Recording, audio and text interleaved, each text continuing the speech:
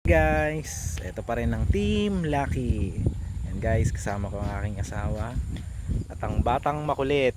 Nakasave sa guys. So guys, Guys, ako pala si Biko na ng mag-yan. Pinalila na ng Team Lucky. kasi Guys, ang dami na nakakilala sa akin.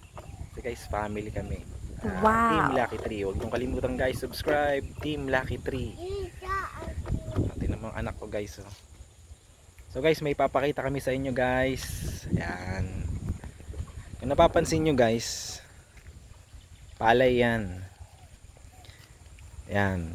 Nakikita nyo yan guys. Yan. Malawak na pala yan guys yan. Hindi sa amin yan guys. Yan guys. Malapit ng anihin yan guys. Kita nyo naman. Oh, yellow. Pag yellow na daw. Malapit na yung anihin. Malapit nang ipa-harvest. Sabi nila. Guys, ang lawak niyan guys. Oh. Siguro mga 70 to 80 sacks of palay yan rice. Guys, para pag pina-harvest. So guys, dito kasi guys sa probinsya, pagka dito ka talaga, yung mga magsasaka, syempre nagtatanim sila ng palay para hindi na sila bumibili ng bigas. Depende naman yun guys kapag swerte yan lang din daw kasi. Tapos tinetsyempo nila kapag summer o kaya mainit. Kasi hindi masyadong maulan.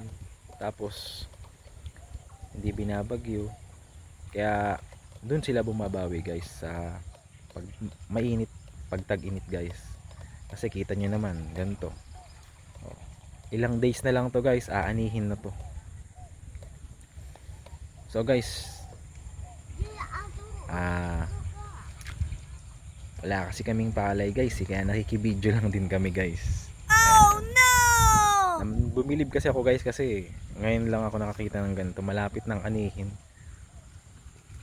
So guys, pagka sa next video namin, papakita namin sa inyo yung pag-harvest gamit yung makina harvester. Yung pang harvest dito guys sa probinsya. Yan guys, oh. Malapit ng anihin talaga yan guys.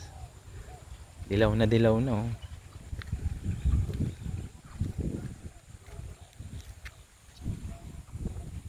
Saludo ako sa mga magsasaka dyan.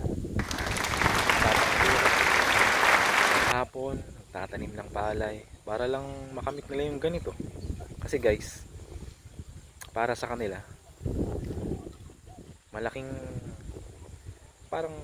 achievement para sa kanila yung pagka nakapalaki na sila ng ganito, malapit ng anihin. Kasi makakatipid na sila, hindi na sila bibili ng bigas. Kasi yung kapag hindi ka nagtanim ng palay, bibili ka ng bigas, di ba? O guys, kung may pagtataniman lang, magtatanim din lang kami ng palay. So wala eh. Kaya nagtatanim lang kami ng mga gulay. Kasi guys, kailangan naman ng malawak pag magtatanim ka ng palay dito. So guys, yun na muna pinakita ko sa inyo.